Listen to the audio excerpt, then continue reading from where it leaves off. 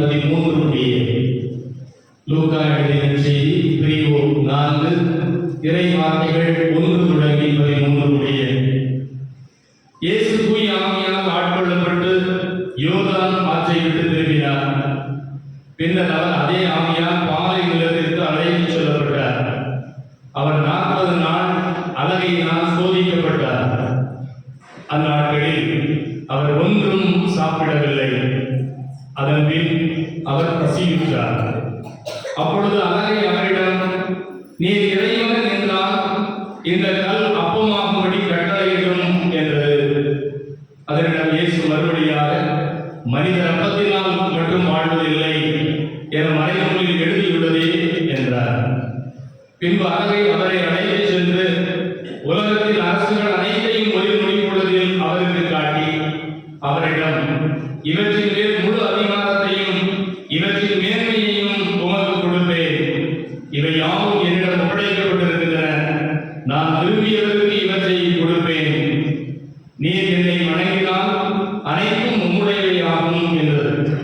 இயேசு அதனிடம் மறுமொழியாக, உன் கடவுளாகிய ஆண்டவரை வணங்கி அவர் ஒருவருக்கே பணி செய்வாயாக என்று மறைநூலில் எழுதியுள்ளதே என்றார். பின்னர் அது அவரை எருசலேமுக்கு அழைத்துச் சென்று கோவிலின் உயர்ந்த பகுதியில் அவரை நிறுத்தி, நீர் இறைவன் என்றால் இங்கிருந்து கீழே குதியும். உம்மை பாதுகாக்கும்படி கடவுள் தம் தூதருக்கு உம்மை குறித்து கட்டளையிடுவார் என்றும், உமது கால் கல்லில் மோதாதபடி அவர்கள் தங்கள் கைகளால் உம்மை தாங்கிக் கொள்வார்கள் என்றும் மறைநூலில் எழுதியுள்ளது என்றார். இயேசு அதனிடம் மறுபடியாக, உன் கடவுளாகி ஆண்டவரை சோதிக்க வேண்டாம் என்றும் எழுதி சொல்லியுள்ளதே என்றார். அலகை சோதனைகள் அனைத்தையும் முடித்த பின்பு ஏற்ற காலம் வரும் வரை அவரை விட்டு அகன்றது.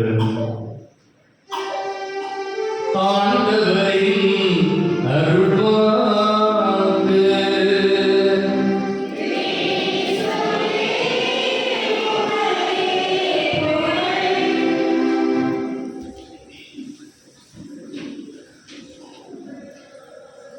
இயேசுவில் அன்புக்குரிய சகோதர சகோதரிகளே,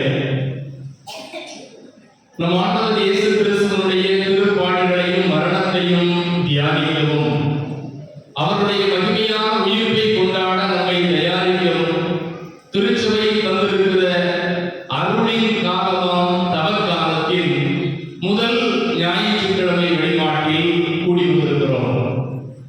இன்றைய நாளில் வாசிக்கப்பட்ட இறை வார்த்தைகள் நம் வாழ்வில் வருகிற சோதனைகளில் இருந்து நாம் எப்படி மீண்டு வருவது, நம் வாழ்வில் நாம் சந்திக்கிற சோதனைகளுக்கான பொருள் என்ன, சோதனையோட வாழ்க்கை முடிந்து விடுமா என்கிற கேள்விகளுக்கெல்லாம் பதில் தருகிறது. வந்திருக்கிற நாம் எல்லோருமே ஏதோ ஒரு தேவையோடு வந்திருக்கிறோம். துன்பங்கள் இல்லை, துயரங்கள் இல்லை, இன்னல்கள் இடர்பாடுகள் இல்லை, கவலை இல்லை, கண்ணீர் இல்லை, நோய் இல்லை, நொடி இல்லை என்று யாரும் இல்லை. வீட்டுக்கு வீடு வாசப்படி. சோதனை இல்லாத யார்? எனக்கு சோதனையே இல்லை சாமி அப்படின்னு யாராவது சொல்ல முடியுமா? சொல்ல முடியாது. அளவுக்கு அதிகமான சோதனை நமக்கு இருக்கு. கோயிலுக்கு வந்திருக்கிறோம். அந்த சோதனையிலிருந்து நமக்கு ஆறுதல் கிடைக்குமா, விடுதலை கிடைக்குமா அப்படின்னு வந்திருக்கோம். இப்ப பிரச்சனை என்னன்னா, கோயில இருக்க சாமிக்கு பெரிய சோதனை. யாருக்கு சோதனை? இயேசு. நம்ம சோதனையெல்லாம் வந்து சொல்லலாம்னு இயேசுவை பார்த்தா, இயேசுவே சாத்தானால் என்ன செய்யப்படுகிறார்? சோதிக்கப்படுகிறார். இயேசு சோதிச்சது யாரு? சத்தமா சொல்லுங்க. சாத்தான். நம்மளை சோதிக்கிறது யாரு? சாத்தான் மட்டும்தான் சோதிக்கிறாரா? நம்மள நம்ம ஒரு சோதனையை நம்மளால சில நேரத்தில் தாங்க முடியும். சரி, சாத்தானால் இயேசு சோதிக்கப்பட்டார். அப்படி சோதிக்கப்படுவதற்கு இயேசுவை பாவத்திற்கு கூட்டிட்டு போனது யாரு? யார் கூட்டிட்டு போனா? தூய ஆவியானவர். நம்மளை சோதிக்கிறதுக்கு யார் கூட்டிட்டு போறாரு? சோதனைக்கும் துன்பத்துக்கும் பிரச்சனைக்கும் நம்மளை யார் கூட்டிட்டு போறாரு? தூய ஆவியானவர், தீய ஆவியானவர். இப்ப இயேசுநாதர் பாதைகளத்திற்கு சோதிப்பதற்காக அவரை அழைத்து சென்றது என்றால்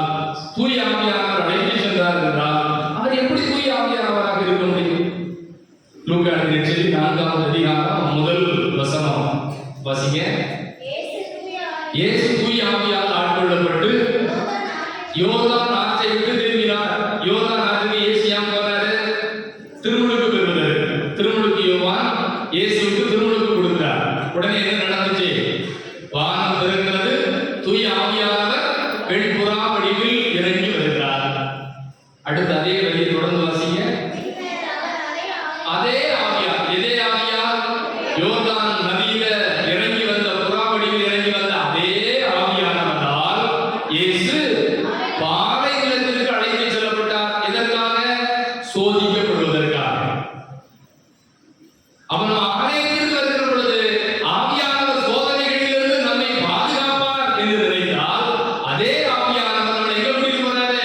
சோதிக்கிற இடத்துக்கு கூட்டிட்டு போறார்.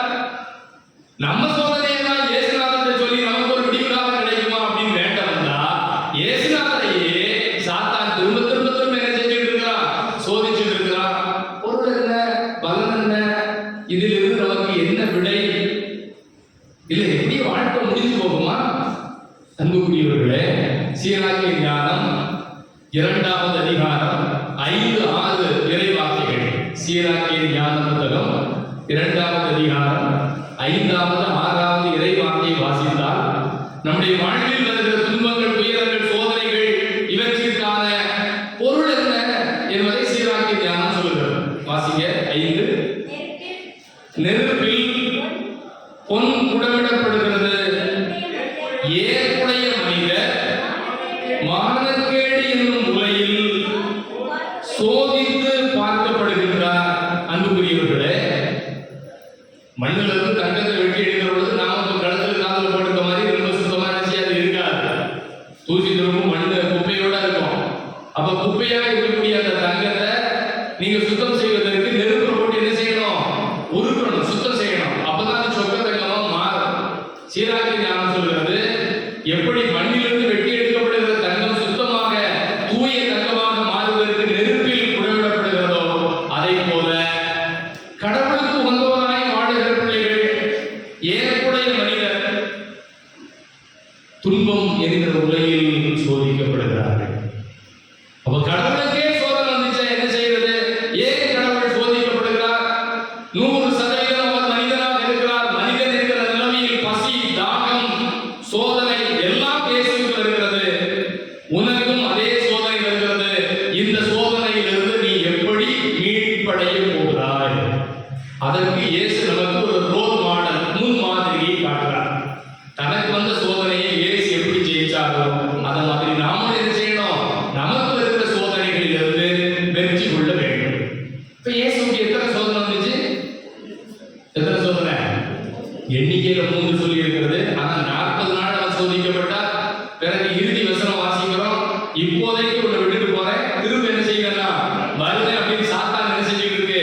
சொல்லிட்டு போயிருக்கு. ஏற்புடைய காலம் வருவதை இயேசு விட்டுட்டு சாத்தான் போயிருக்கு. திரும்ப சாத்தான் என்ன செய்வான்?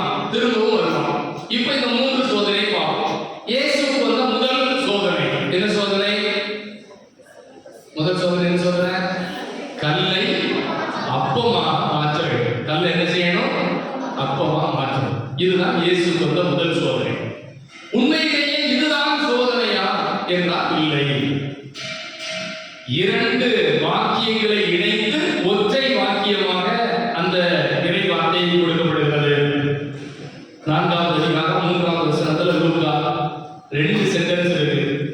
ஆங்கிலத்துல if clause sentence அப்படி சொல்லுவாங்க. கண்டிஷனல் கிளாஸ் 2 ஸ்டேட்மெண்ட் if வச்சு சேர்த்து சொல்லியிருக்கோம். அதே மாதிரியான கண்டிஷனல் கிளாஸ் தான் இது. 3வது வசனம் வாசிங்க. அலகை இயேசுவிடம், நீர் இறைமகன் என்றால் இந்த கல் அப்பமாகும்படி கட்டளையிடும். if you are son of God, நீ உண்மையிலேயே கடவுள் என்றால் இந்த கல்லை நீங்க என்ன செய்யணும்? அப்பமா மாற்றணும். அப்போ கடவுளுக்கு சோதனை எது? கல்லை அப்பமாக மாற்றுவது மட்டும் சோதனை அல்ல, அவர் கடவுள் என்று நிரூபிக்க வேண்டியதே இப்பொழுது ஒரு சோதனை. புரியுதா? இப்ப இயேசுவால கல்லை அப்பமா மாற்ற முடியுமா முடியாதா? முடியுமா முடியாதா? முடியும். அவர் எல்லாம் செய்யக்கூடிய வல்லவர். ஒன்றுமில்லாமல் இருந்து உலகை படைத்த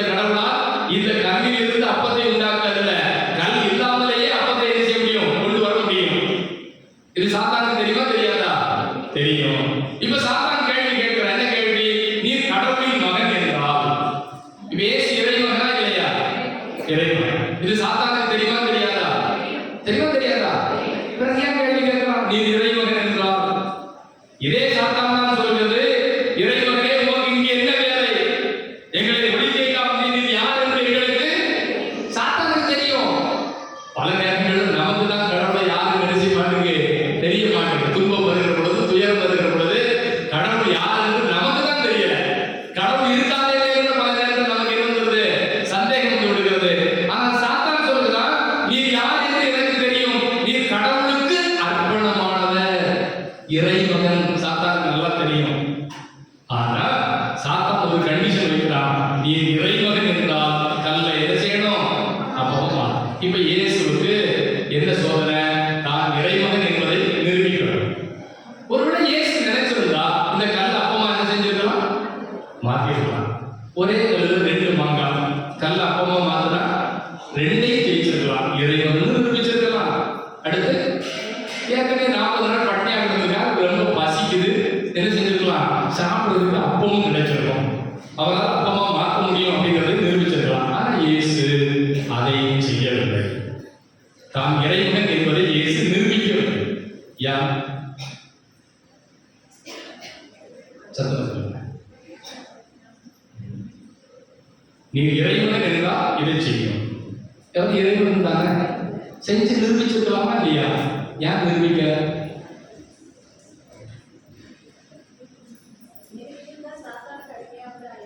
நிரூபிச்சிருந்தா சாத்தானுக்கு அடிமையாக இருந்திருக்கணும். அதனால நிரூபிக்காம என்ன செஞ்சார்? விட்டுட்டார். இன்னொரு வார்த்தையில சொல்லணும்னா, சாத்தானுக்கெல்லாம் நிரூபிக்க வேண்டிய அவசியம் இல்லை. சாத்தானுக்கு போய் நிரூபிக்கணுமா? சொல்லுங்க, சாத்தானுக்கு போய் நிரூபிக்கணுமா? நிரூபிக்க வேண்டிய அவசியம் இல்லை. என் அன்புக்குரிய பிள்ளைகளே, நமக்கு வருகிற மிகப்பெரிய சோதனை என்ன தெரியுமா? இந்த வாழ்க்கையில் நாம் யார் என்று பலருக்கு நிரூபிப்பதற்காகவே போராடி கொண்டிருக்கிறோம். நமக்கு வரக்கூடிய மிகப்பெரிய சோதனை என்ன? நான் யார்? நான் நல்லவன், நான் நல்லவள், நான் குடும்பத்திற்காக உழைக்கிறேன் என்பதை நிரூபிப்பதற்காகவே வாழ்க்கை முழுசும் போராடிக்கிட்டே இருக்கிறோம். அன்புக்குரியவர்களே, நீங்கள் யார் என்பதை எல்லோரிடமும் எப்போதும் நிரூபிக்க போராட வேண்டாம். Don't waste your time. உங்க நேரத்தையும் உங்களுடைய எனர்ஜியை என்ன செய்யக்கூடாது? வீணாக்க கூடாது. தவறான இடத்திலோ தவறான மனிதர்களிடோ உங்களை பற்றி நீங்கள் நிரூபிக்க வேண்டிய அவசியம் இல்லை. சாத்தான்கிட்ட போய் நீ நல்லவன் என்று நிரூபிக்க வேண்டிய தேவையில்லை. உன் நேரத்தை எனர்ஜி என்ன செய்யாத? வீணாக்காத. இந்த உலகத்தில் நம்முடைய வாழ்க்கை எப்படி அமைந்து விடுகிறது? பல நேரங்களில் நாம் முடிவுகளை எடுக்கிற பொழுது எப்படி எடுக்கிறோம்? 4 பேர் என்ன சொல்லுவாங்க, மேலோட்டுக்காரன் என்ன சொல்லுவானோ, கீழோட்டுக்காரன் என்ன நினைப்பானோ, சொந்தக்காரனா என்ன சொல்லுவானோ, இப்படி சொல்லியே நாம நிம்மதியை எடுத்துடுறோம். சொந்தக்காரனுக்கு நிரூபிக்கணும், 4 பேருக்கு நிரூபிக்கணும், மேலோட்டு கீழோட்டுக்கு நிரூபிக்கணுங்கிறதுக்காகவே நாம் வாழ்க்கையை இழந்து விடுகிறோம். தேவையே இல்லை. தவறான இடத்திலும் தவறான மனிதர்களிடமும் உங்களுடைய உண்மையை, நீதியை, நேர்மையை, உழைப்பை, அன்பை நிரூபிக்க நீங்கள் போராடாதீர்கள். போராடி பலனல்ல. இயேசு தன்னுடைய முதல் சோதனையில் நம் எல்லோருக்கும் கற்றுத் தருகிற பாடம் இதுதான். சோதனைகள் வரும், அப்பொழுது அதை மேற்கொள்ள வேண்டும் என்பதற்காக சாத்தான்கிட்ட போய் என்ன செஞ்சுட்டு இருக்காண்டா? போராடி இருக்கிறேன். உங்க வேலையை நீங்க பார்த்தா போதும். அடுத்தவர்கள் உங்களை மெச்சிக்கொள்ள வேண்டும் என்பதற்காக நீங்க எதையும் செய்ய வேண்டாம். என் அன்புக்குரிய பிள்ளைகளே, இந்த தவகாலத்தை தொடங்குகிற பொழுதே சாம்பத்துவதற்கு நற்செய்தி இயேசு சொன்னார். ஜெபம் செய்யுங்கள், தவம் செய்யுங்கள், தர்மம் செய்யுங்கள். இவை மூன்றையும் அடுத்தவர் பார்க்க வேண்டும் என்று என்ன வேண்டாம் செய்யணும். யார் பார்த்தா போதும்? அவன் நல்லா யோசிச்சு பாருங்க. 4 பேர் என்ன சொல்லுவாங்க அதை பத்தி நீ கவலைப்படாத. உன்னை என்னை படைத்த ஆண்டவர் உன்னை குறித்து என்ன சொல்லுவார் அதை பற்றி மட்டும் நீ கவலைப்படு. பழி சொல்லுகிற ஊருக்கு பழி சொல்ல தெரியாது, பழி சொல்லிக் கொண்டே இருப்பார்கள், ஆனால் பழி சொல்ல தெரியாது. அவர்களை பற்றி கவலைப்பட்டு உன்னுடைய பொன்னான நேரத்தை நீ வீணாக்காதே. வருகிற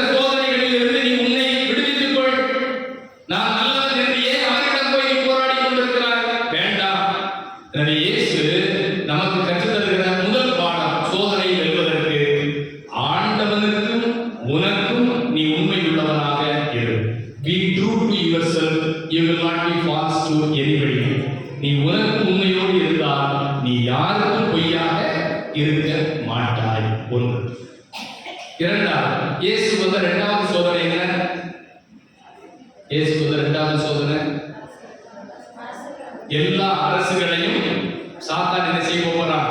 இயேசுக்கு கொடுக்குறான். அப்படி கொடுக்கணும்னா இயேசு என்ன செய்யணும்? அவன் காலில் விழுந்து வணங்கணும். இப்ப முதல்ல சாத்தான் சொன்னா, நீ இறைமகன். உண்மையா பொய்யா? இயேசு இறைமகனா இல்லையா? உண்மைதான். இப்ப சாத்தான் சொல்கிறான், இந்த உலக அரசுகள் எல்லாம் என்னிடம் கொடுக்கப்பட்டிருக்கிறது. இந்த உலக அரசுகளை நான் யாருக்கு விரும்புகிறேனோ அவர்களுக்கு என்ன செய்யலாம்? கொடுக்கலாம். நீ என் காலில் விழுந்தால் இந்த உலக அரசை நான் செய்வேன், உனக்கு கொடுப்பேன். 3 ஸ்டேட்மெண்ட். சரியா தவறா? சாத்தானுக்கு சொல்ல முடியாத 3 வார்த்தை. இது சரியா?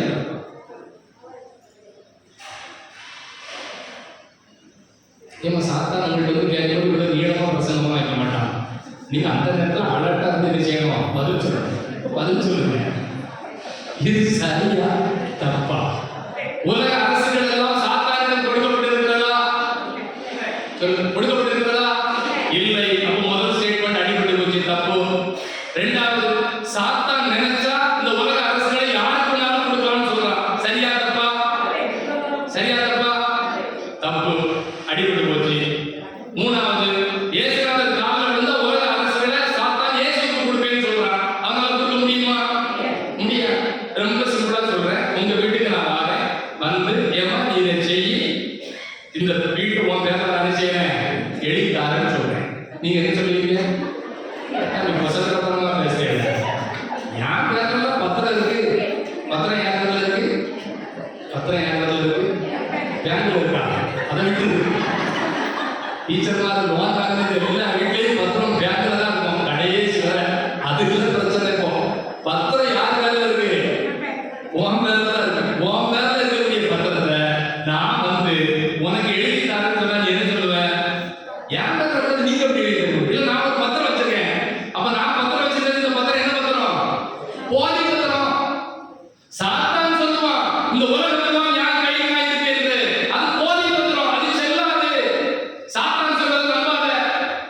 அப்ப எது உண்மை? எது உண்மை? இந்த உலகம் அனைத்தும் யாருடைய ஆட்சியில் கொடுக்கப்பட்டிருக்கிறது?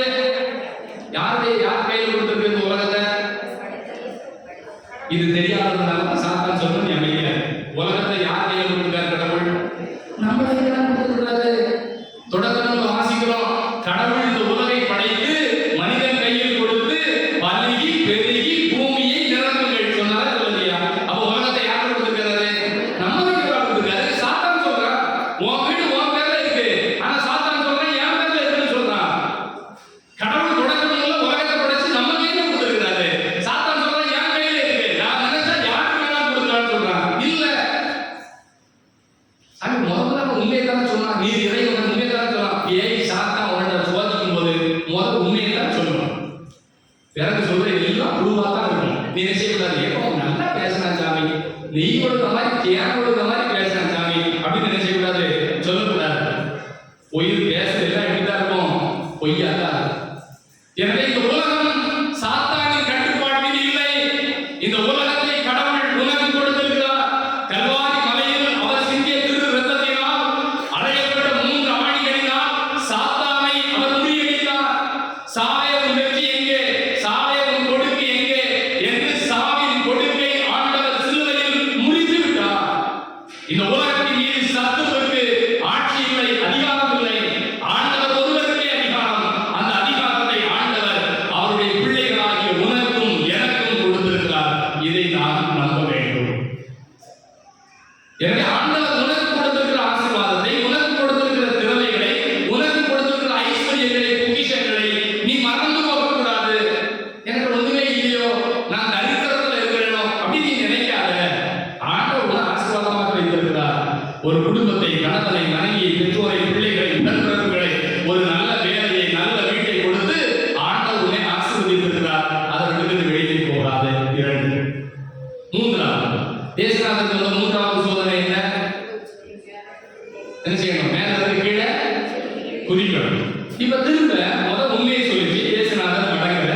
2வது 3 பொய் சொல்லிச்சு, அப்பவும் இயேசுநாதர் என்ன செய்யல? மடங்கல. இப்பவும் ஒரு உண்மையை சொல்லுது. என்ன உண்மை? நீ இறைமகன் என்றால் நீர் இறைவன் என்றால் வேதத்துக்கு கீழே குதிங்க. இவங்க இறைவன் இல்லையா? அவரால் குதிக்க முடியுமா முடியாதா? முடியும். சப்போஸ் அப்படி குதிச்சா என்ன நடக்கும்? மேல இருந்து கீழே குதிச்சா என்ன நடக்கும்? கால் ஒடிஞ்சிடும். நீ கால் ஒடிஞ்சிடும் நினைக்க, ஆனா சாத்தானுக்கு நல்லா தெரியுது. என்ன தெரியுது? வானதூதர்கள் தாங்குவார்கள். எங்க இருக்கு அது? எங்க இருக்கு? இருக்கு. பைபிளுக்குள்ள எங்கேயோ ஒரு இடத்துல இருக்கு சாமி. எங்க இருக்கு? இன்னைக்கு பாடப்பட்ட தியானிக்கப்பட்ட திருப்பாடல். எதனால திருப்பாடல்? 91வது திருப்பாடலுக்கு பேந்த முடிச்சா சாத்தான் ஈஸியா தூக்கி லாபம் முடிவிட்டு போயிடுவான். 91வது திருப்பாடல் யாருக்கு தெரிஞ்சிருக்கு? சாத்தானுக்கு தெரிஞ்சிருக்கு. என்ன சொல்றான்? திருப்பாடல் 91, 10, 11, 12 3 வசனம். 10வது வசனம் வாசிங்க பாப்போம். தீங்கு உனக்கு நேரிடாது, வாதை உன் கூடாரத்தை நெருங்காது. இந்த வசனம் கிட்டத்தட்ட எல்லாருக்கும் தெரியும். வாதை உன் கூடாரத்தை நெருங்காது. ஆனா எல்லா வீட்டு நவவாசலையும் பெரும்பாலும் ஸ்டிக்கர் என்ன செஞ்சிருப்போம்? ஒட்டிருச்சு. கண்ணாடியில, பீரோல, வாசல்ல, நிலையில, கதவுல என்ன ஒட்டிருப்போம்? வாதை உன் கூடாரத்தை சொல்லுங்க. வாதை உன் கூடாரத்தை. அந்த ஸ்டிக்கர் பக்கத்துல தான் ஒரு படிகாரங்களும் தொங்கும். அந்த ஸ்டிக்கர் பக்கத்துல தான் ஒரு எரிச்சம்பளமும் தொங்கும். அந்த ஸ்டிக்கர் பக்கத்துல தான் 2 முழவத்தலும் தொங்கும். அந்த ஸ்டிக்கர் பக்கத்துல தான் எங்கேயாவது போய் கோயில் வைக்கிற சண்டி சக்கரம் என்ன செய்யும்? தொங்கும். தொங்குதா? கருப்பு கயிறு, சோப்பு கயிறு, கலர் கலரா கயிறு எது பக்கத்துல தொங்கும்? வாதை உன் கூடாரத்தை அணுகாது. அது பக்கத்துல தான் இதுவும் தொங்கும். தொங்குதா? தொங்கலையா? அவங்க வீட்டுல எல்லாம் நான் வீட்டுக்கு வர மாட்டேன், சும்மா நிலப்ப போய் சொல்லக்கூடாது. அவன் வீட்டை மந்திரி வரும்போது நான் பார்க்கத்தானே செய்யறேன். தலைவாசல் ஒண்ணு கருப்பு கயிறை தொங்க விடு, இல்லைன்னா ஸ்டிக்கர் வை. ஆத்துல ஒரு நாள், சேத்துல ஒரு நாள், 2 என்ன செய்யாத கால யாராவது ஒரு ஆளுக்கு உண்மையாரு. யாருக்கு உண்மையாரு? கூட ஒண்ணு சாத்தானுக்கு உண்மையாரு, இல்லைன்னா கடவுளுக்கு உண்மையாரு. நீ கடவுளுக்கு உண்மையா இல்ல, சாத்தானுக்கு உண்மையா இல்ல. சாத்தானுக்கு தான் உண்மையா இருக்கணுமா இல்லையா? கடைசி காலத்துல என்னையா உனக்கு தானே முன்னாடி முடிவு செஞ்சேன்னு சொன்னா கொஞ்ச நாள் உன்னை காப்பாற்ற முயற்சி பண்ணுவானா இல்லையா? சாத்தான் முயற்சி பண்ணுவானா இல்லையா? நீ அப்பவே சொன்னான்னு சொல்ல, ஆமா நீ எனக்காக கற்பையை கட்டிட்டு நீ நிலமாத கோயிலுக்கு போனல, அங்க பாவம் இருந்ததுங்களா? சரி, அதை விட்டு வைக்கக்கூடாது போனேன். இங்கேயும் போனேன், இங்கேயும் போனேன். சாமிக்கு பார்ப்பேன், பேய்க்கும் பார்ப்பேன். 2 பக்கத்துல கால வைக்காத. மதிலே பூனையாய் உன் வாழ்க்கை இருக்கக்கூடாது. ஆம் என்றால் ஆம், இல்லை என்றால் இல்லை. இதை தாண்டி வருவது அனைத்தும் தீயோனிடமிருந்தே வருகிறது. அப்ப வாதையும் கூடாது எதிர்க்கிறது சாத்தான் சொல்றான். ஆனா நமக்கு நம்பிக்கை இல்லை. அடுத்த வசனம் 11வது வசனம். நீ செல்லுமிடமெல்லாம் உன்னை காக்கும்படி தம் தூதருக்கு ஆண்டவர் கட்டளையிடுவார். நம்புறீங்களா இல்லையா? நீங்க போற இடத்துல எல்லாம் உங்களை காப்பாற்றுவதற்காக ஆண்டவர் என்ன செய்வார்? தன்னுடைய தூதருக்கு கட்டளையிடுவார். ஆனா நீ போகும்போது நீங்க தெற்க சொல்லுவா, வடக்க சொல்லுவான்னு பாருங்க. பாக்கியா, இன்னைக்கு வீடு பால் காய்ச்சலாமா, பால் காய்ச்சக்கூடாதா? வீடுக்கு முளை பிடிக்கலாமா, பிடிக்கக்கூடாதா? இன்னைக்கு நல்ல நேரம் இருக்கா இல்லையா? பார்க்கமா பார்க்கலையா? பார்க்கறது மண்டையோட ஆட்டாத. உன் வீட்டை அடிச்ச கல்யாண பத்திரிகை எடுத்து பாரு. உன் வீட்டை அடிச்ச எந்த பத்திரிகை வேணாலும் எடுத்து பாரு. அதுல ஒரு நேரம் குறிச்சிருக்கியா? அந்த நேரம் எப்படி குறிச்ச? சாமியார் கிட்ட குறிச்ச இல்ல, சுவாசியக்காரன் கிட்ட குறிச்சிருப்பேன். இல்லைன்னா 10 ரூபா கேலண்டர் பார்த்து செஞ்சிருப்பேன், குறிச்சிருப்பேன். இல்லைன்னா 2 பொறிக்கடலை போட்டா கீ கீன்னு சொல்லி கிளி சொல்லுவோம். அந்த கிளி பேச்ச கட்டி செஞ்சிருப்பேன், குறிச்சிருப்பேன். ஆனா நீ செல்லுமிடமெல்லாம் உண்மை காக்கும்படி என் தூதருக்கு கட்டளையிடுவார். பைபிள்ல இருக்கு. சாத்தானுக்கு தெரிஞ்சு நமக்கு தெரியல. அடுத்த வசனம். உன் கால் கல்லின் மீது மோதாதபடி அவர்கள் தங்கள் தூதர்கள் கைகளினால் உன்னை என்ன செய்வார்கள்? தாங்கிக் கொள்வார்கள். நம்புறீங்களா? நம்பலையா? உங்க வீடு பாக்காற்றும் போது உங்களுக்கு மந்திரிக்கிறதுக்கு சாமியார் வந்தாருன்னா இந்த திருப்பாடல் வாசிச்சுட்டு என்ன செய்வாரு? மந்திரிப்பார். நீங்க காரு, பைக்கு, வேனு, லாரி எல்லாம் கொண்டாந்து சாமி என் பைக்கை நீங்க மந்திரிக்கன்னா இந்த 91வது திருப்பாடல் வாசிச்சு தான் என்ன செய்வார்? சாமியார் மந்திரிப்பார். உன் கால் கல்லின் மீது மோதாதபடி ஆண்டவர் தூதர்கள் வழியாக தற்காத்துக் கொள்வார் அப்படின்னு சாமியார் தீர்க்க தெரிவிப்பார். உடனே நீங்க என்ன சொல்லுவீங்க? சாமி ஒரு சோமான தாங்களே, என்ன தாங்களே சொல்லுங்க. சொல்லுங்க. எதுக்கு? வண்டியை முன்னாடி என்ன செஞ்சிடணும்? சுத்தி விட்டுறணும். வண்டிக்கு முன்னாடி ஏன் ஜோமாலை சுத்தி விடணும்? ஆக்சிடென்ட் ஆகாது. சொல்லுங்கம்மா, வண்டிக்கு முன்னாடி ஜோமாலை கட்டி விட்டா என்ன ஆகாது? சொல்லுங்க. அவங்க வண்டிக்கு முன்னாடி ஜோமாலை கட்டி விட்டா ஆக்சிடென்ட் ஆகுமா ஆகாதா? ஏன் 50 பேர் கட்டி விட்டுருக்கா? அதெல்லாம் முடியல. வண்டிக்கு முன்னாடி ஜோமாலை கட்டி விட்டா ஆக்சிடென்ட் ஆகுமா ஆகாதா? எனக்கு தெரியாது. சரி, இப்ப இன்னொரு கேள்வி கேட்கிறேன். காய்ச்சல் நீ போய் ஆஸ்பத்திரிக்கு போற, டாக்டர்கிட்ட போற, உன்னை செக் பண்ணி பார்த்துட்டு அவர் என்ன செய்யறாரு? ஒரு மாத்திரை தராரு. இந்த மாத்திரையை போடுமா காய்ச்சல் சரியாகும். மாத்திரையை கட்டி கழுத்துல தொங்க போட்ட காய்ச்சல் போகுமா போவாதா? சொல்லு. என்ன செய்யணும்? மாத்திரையை முழுங்கணும். சோமாலை மட்டும் கட்டி தொங்க, மாத்திரையை மட்டும் முழுங்குவியா? சோமாலை சொல்லணும்ல. சும்மா கட்டி தொங்க விட்டா மட்டும் உன்னுடைய வாகனத்தை ஆண்டவர் என்ன செஞ்சிட மாட்டாரு? முன்னும் பின்னும் இடமும் வலதும் கோட்டை மரணமாக போய் சொல்லாத. ஜெபமாலை ஜெபி, பைபிளை வாசி. ஆண்டவர் இயேசுவை 3 முறை சாத்தான் சோதித்தான் என்றால் எப்படி சோதிச்சான்? 3 முறை இந்த பைபிளை வச்சு தான் சோதிச்சான். இறை வார்த்தை சொல்லி தான் சோதிச்சான். 3 முறையும் இயேசு என்ன செய்தார்? சோதனை எப்படி வெற்றி கொண்டார்? இந்த பைபிளை வச்சு தான் ஜெயிச்சார். இப்ப சாத்தானுக்கு பைபிள் தெரியுமா தெரியாதா? சத்தமா. உங்களுக்கு பைபிள் தெரியுமா தெரியாதா? சத்தமா. பொய் எபிசாமி சத்தமா சொல்றீங்களா? தெரியும். பொய் உங்களுக்கு தெரியும். பைபிள் தெரியாம எத்தனை வருஷம் நம்ம இருக்கோம்? பைபிள் நமக்கு பிரச்சனை என்னன்னா, சாத்தானை விட அதிகமா உங்களுக்கு பைபிள் தெரியுமா? இப்ப தலைகளை கொடுங்க. அது சொல்லிடுறாங்க. வாய்ப்பு வெக்கலாம் அது சொல்லிடுறாங்க. சாத்தானை விட அதிகமா நமக்கு பைபிள் தெரியுமா? தெரியாது சாமி. தெரியாது. இயேசுநாதருக்கு தெரிஞ்சது. இயேசுநாதருக்கு தெரிஞ்சது. 91வது திருப்பாடல் பாயிண்டா சாத்தான் சொல்லுகிற பொழுது ஆண்டவர் சொன்னார், உன் கடவுளாகிய ஆண்டவரை சோதிக்காதே என்று பைபிள் எழுதியிருக்கிறது. யாராவது ஒருத்தர் வந்து பைபிள் வசனத்தை சொல்லி கொண்டு ஏதாவது உன்னுடைய மண்டையை குழப்பம்னு நினைச்சா அப்படியா? பைபிள் அப்படியா கொடுக்கு? எங்க கொடுக்கு? எங்க சாமி சொல்லவே இல்லையே அப்படி பைபிளை திருப்பாரு. அப்பதான் பைபிள் அதை ஒட்டியிருக்கும். பேப்பரோட பேப்பர் ஒட்டியிருக்கும். அப்பதான் அதை ஸ்கேல் வச்சு கிழிச்சிட்டு இருப்பேன். பிரிக்கவே இல்லை பைபிள். அப்படி இருக்கக்கூடாது பைபிள். சாத்தானுக்கு ஒருபடி உனக்கு மேல என்ன செய்யணும்? பைபிள் தெரியணும். அப்பதான் ஜெயிக்க முடியும். உன்னிடம் கேள்வி கேட்பவர்களை விட இறை வார்த்தைகளுக்கு அதிகமா தெரியும். அதனால சொன்னேன், இந்த 40 நாட்கள் தவக்காலத்தை தொடங்குகிறது உங்களிடம் சொன்னேன். இவ்வளவு நாட்கள் நீங்கள் விவிலியம் வாசிக்கிறீர்களா? மகிழ்ச்சி. இந்த 40 நாட்கள் இன்னும் அதிகமாக விவிலியத்தை வாசிக்கணும்.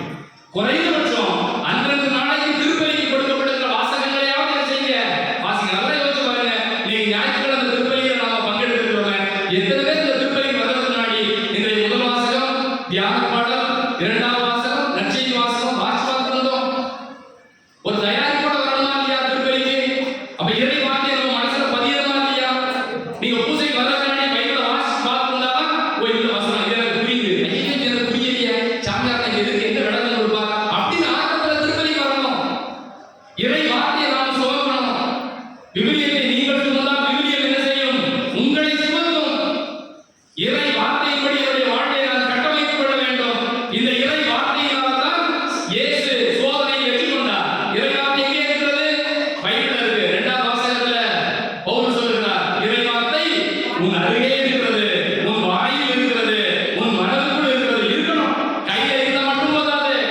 மாத்திரை கட்டி கழுத்துல தொங்க விட்டா மட்டும் போதாது. சாப்பிடணும். பைபிள் வச்சிருந்தா மட்டும் போதாது. படிக்கணும். விவிலியம் பழசானால் வாழ்க்கை புதுசாகும். விவிலியம் என்ன செய்யணும்? பழசாகணும். இந்த 40 நாட்கள் படிச்சு பைபிள் என்ன செய்யணும்? என்னமா செய்யணும்?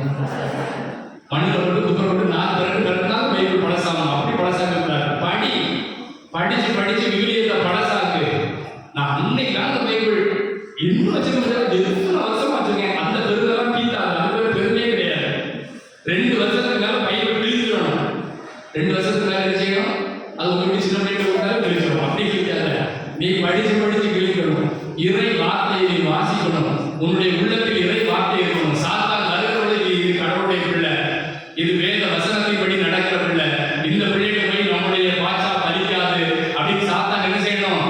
பயந்து ஓடணும். என் அன்புக்குரிய பிள்ளைகளே, இயேசுக்கே சோதனை வந்தது என்றால் இயேசு இன்று உனக்கும் எனக்கும் சொல்லுகிறார், என் அன்பு மகனே மகளே, உனக்கு சோதனைகள் வருகிற பொழுது என் வார்த்தையினால் நீ வெற்றி கொள்ள வேண்டும். திருப்பாடல் 119 105 சொல்கிறது, கடவுளின்